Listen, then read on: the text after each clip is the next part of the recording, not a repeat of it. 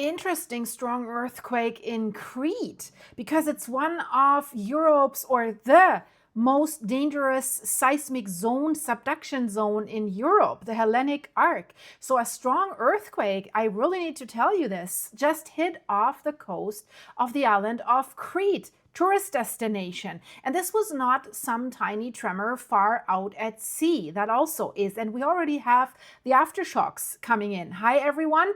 You need to hear this. This was a magnitude 5.8 earthquake, shallow, close to land, and strong enough to wake people up from sleep. And many residents said it was the strongest they ever felt. So this tells you how significant it was. And it was shaking for almost half a minute. This is what residents are telling us.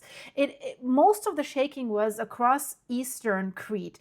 Epicenter roughly 11 to 14 kilometers, that is 7 to 9 miles from Ierapetra on the southeast coast of Crete. And here's what makes this important. So listen, please. Crete sits directly, and I said it, above the most dangerous seismic zones in Europe, the Hellenic Arc, where the African plate is diving, subducting underneath the Aegean region.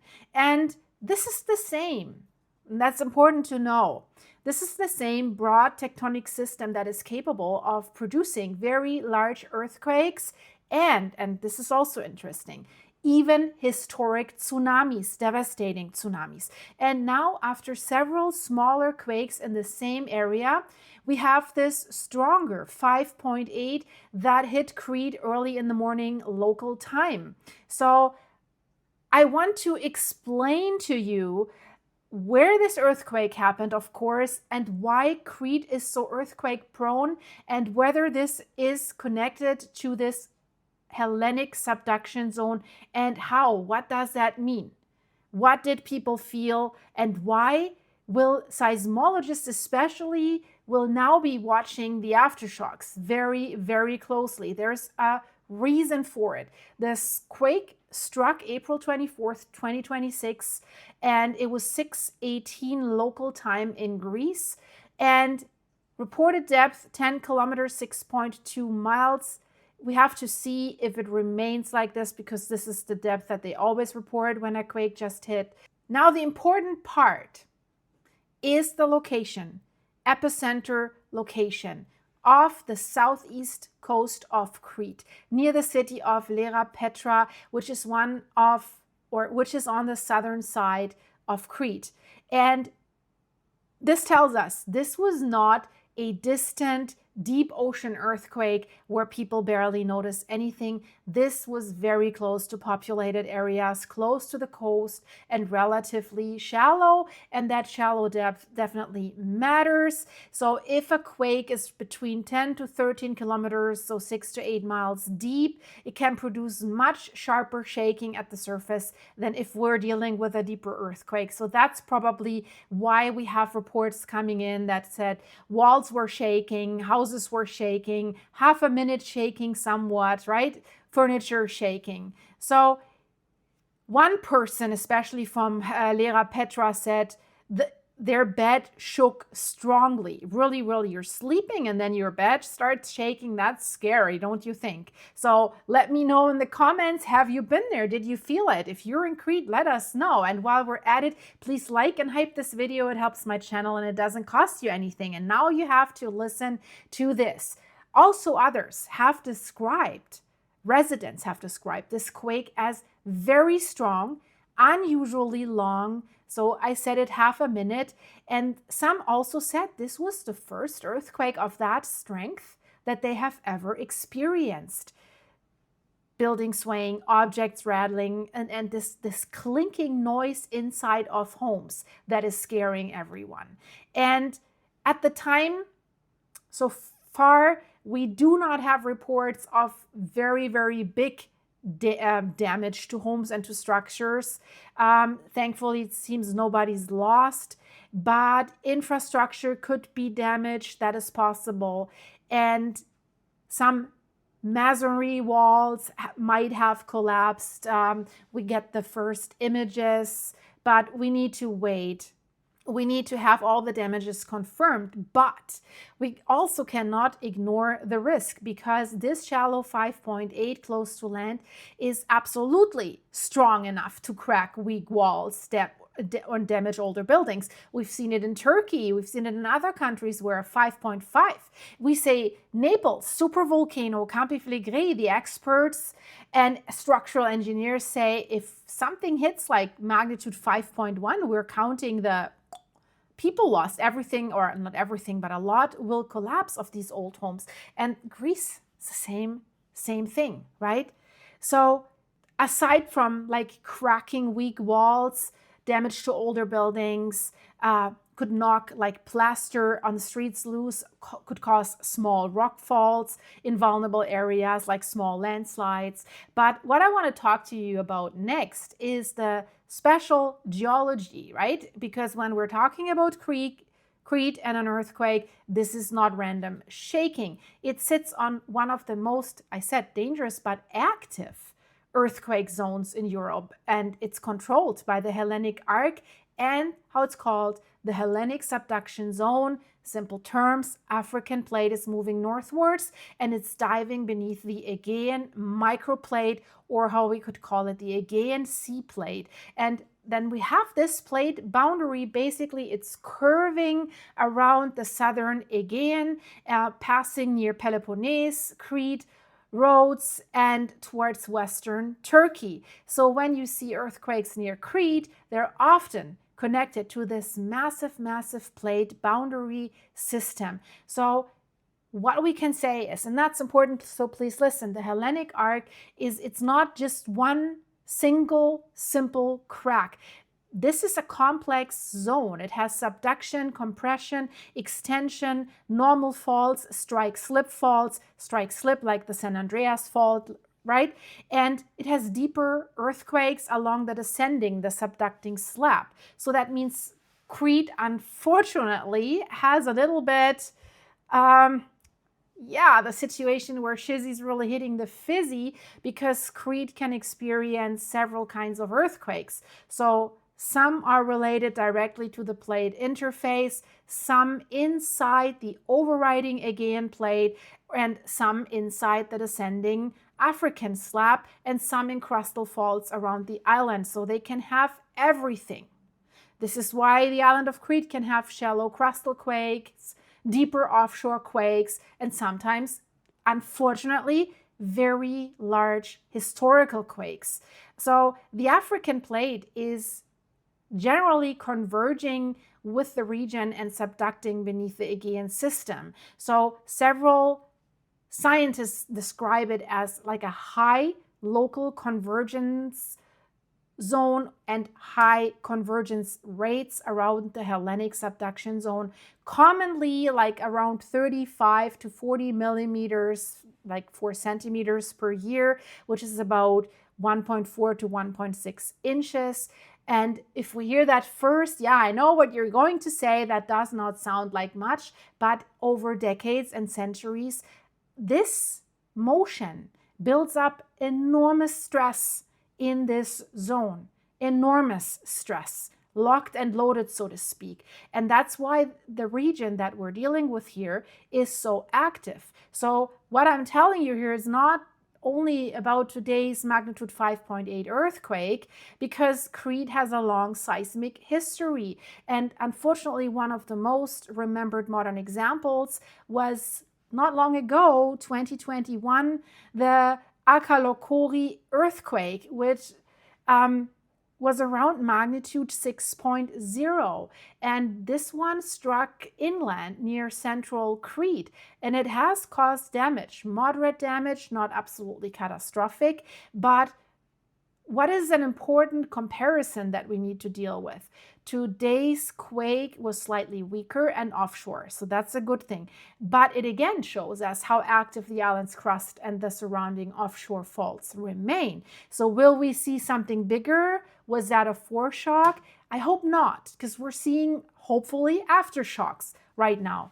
Crete's seismic history is significant. I just said it, and it goes much deeper than only our modern instruments. This is how I would word it. when we speak of the Hellenic Arc has produced very large historic earthquakes, including the famous 365 AD Crete earthquake. And that earthquake, listen to that, is often linked to a major uplift and a destructive tsunami across parts of the Eastern Mediterranean. So the Hellenic Arc, we can say this is one of the most active seismic zones in Western Eurasia, and it has produced, here's the number, it has produced magnitude 7 earthquakes in this instrumental period, plus historical events that may have reached about magnitude 8 or more. So if you're vacationing in the Mediterranean, and maybe you have, right? It's already tourist season there. There was the Eastern vacation for Europeans and stuff like this. Germany, Pfingstferien is coming up. So while you're lying on your beach chair lounging, did you think of tsunamis and large earthquakes, that your hotel could maybe collapse with a big tsunami wave? Maybe not. I think probably not. Let me know. Did you know that? If you think about tsunamis, yeah, you're thinking about the Pacific Ring of Fire, Japan, stuff like that, right? But Mediterranean? And we have volcanoes, underwater volcanoes. Stromboli can create a landslide tsunami. Etna can do that, right? So, but to be clear, today's earthquake is not the same as a magnitude 8 event, right? So don't panic. Magnitude 5 is strong, but it's nowhere near the energy release of a magnitude 8. But the reason why we care so much about it is because it happened inside a tectonic system that is capable of much larger events. And if larger events happen, sometimes we see larger earthquakes as foreshocks. We do. That's what it is. It's not happening very often, but it could. So this is the key context, right? But let's zoom in a little bit on the sequence. So we already have aftershocks, several aftershocks, and in the same region, on only a few days ago, April 19th, there was a previous earthquake that was recorded, magnitude 4.6, which may now be interpreted as a potential foreshock. USGS, by the way, lists it a little bit higher, lists it at 4.8, depth roughly 20 kilometers, 12 miles. Also, not far, it was southeast of Ierapetra, same depth roughly. So would make sense, right? So, but also that does not mean that anyone could have predicted that a magnitude 5.8 would follow, right? Most foreshocks are only recognized as foreshocks when we have the main shock. And the main shock may only be recognized as the main shock when we have smaller aftershocks and nothing else happens, right? We just had the big one in Japan, magnitude 7.7. I'll put the video in the end screen if you're interested. Japan has given a release for a potential mega quake, magnitude 9 or something. They said be on alert for a week. We still have half a week or so to go. So, because that could have been a foreshock like it was in 2011. So we have to watch this very, very closely. So whatever this is, it does mean that the area around Crete has already been showing activity before this stronger earthquake.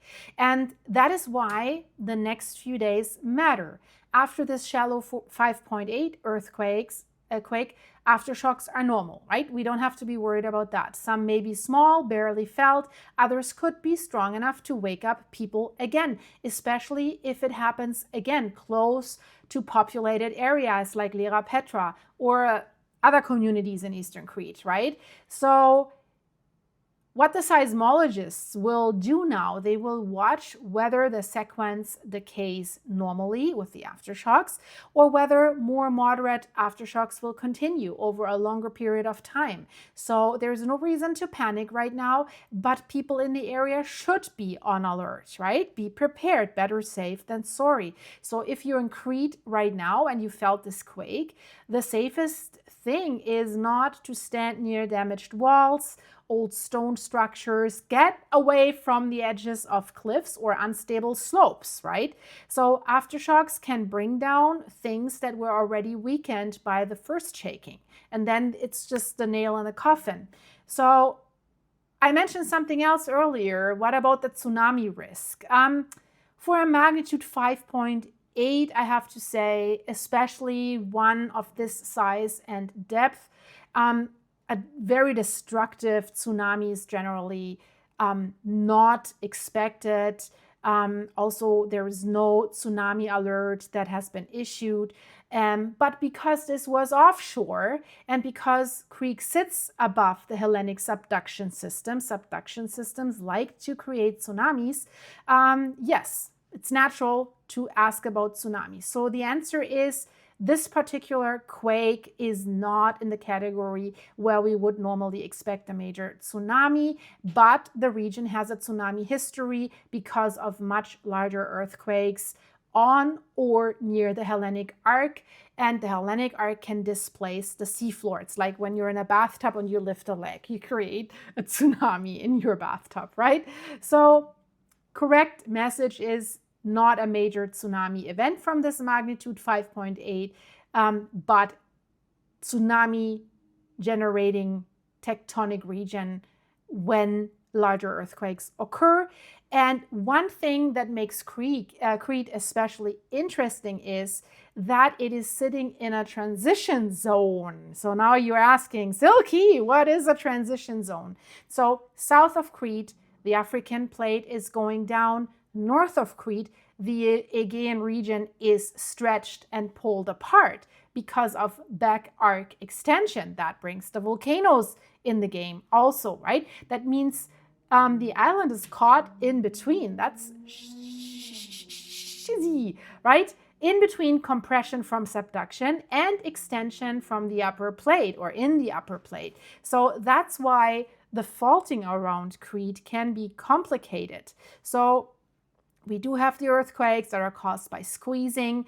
We do have the earthquakes that are caused by stretching, and some happen when the slab bends and when it sinks. Some happen on faults in the crust above the subduction zone as well. So when some people ask now, was this quake caused by the subduction zone? I'm giving you a careful answer, and that is it happened in the broader Hellenic subduction zone, Hellenic Arc system. But without knowing the focal mechanism, we cannot say from the public early data alone whether it ruptured in the actual megathrust interface, right? Or an upper plate crustal fault or another nearby structure. And that distinction really matters. A megathrust earthquake is the kind that happens directly on the plate boundary of the subduction zone, right? Where one plate dives beneath another. So those can become very large, we know, right? But shallow crustal faults in the overriding plate, they can also produce damaging earthquakes, especially if they're close to town.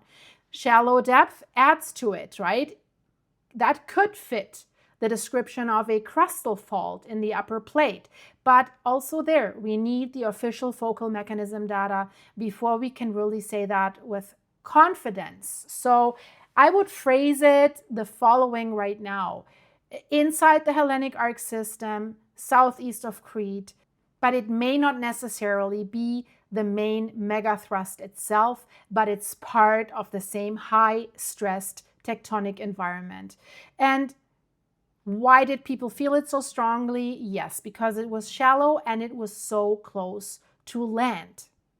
Happened early in the morning when people were in their homes, in their beds, buildings were quiet. That makes the shaking feel more sudden and more frightening if there is no other noise, right? No road noise, no planes, nothing. So half a minute duration feels really long.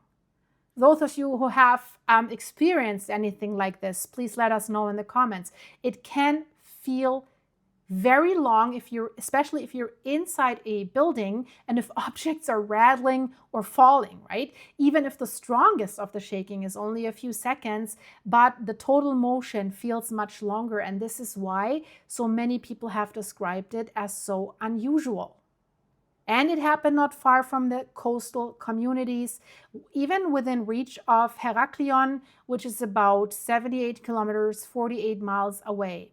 So should we expect more earthquakes right now? Yes, we expect more aftershocks, and they already are occurring, and we expect more in the coming days. But again, these aftershocks do not mean a bigger quake is coming. Most earthquake sequences decrease gradually, and I hope that this is the case for this one.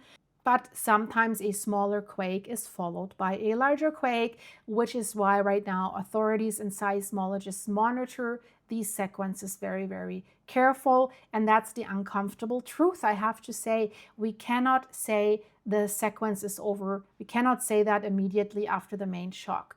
So we can only look at the key facts. This is, I don't want to say the curse, but this is the problem that Crete has. It's absolutely stunning. It's beautiful, but geologically, the cards were not mixed so great for it, right? Because it sits on a loaded plate boundary. So it's not just a tourist destination, it's part of a powerful tectonic system. And that system has shaped the Mediterranean for millions of years. Let's not forget that. So every time when we see a quake there, it reminds us of that, right? The ground underneath Crete is still moving. So if you're in the region, stay calm, but stay aware. Watch for the aftershocks, stay away from everything that could crumble. So I hope you like that. Check out the videos here in the end screen, and if you click on one, I'll see you in the second. If you want to support the channel, link is in the description. You can fill me up with coffee. Thanks for everyone who's doing that. Thank you for your supers. And if you want to become a supporting member of the channel and see what my private life is like behind the scenes, click the join button. And again, click here.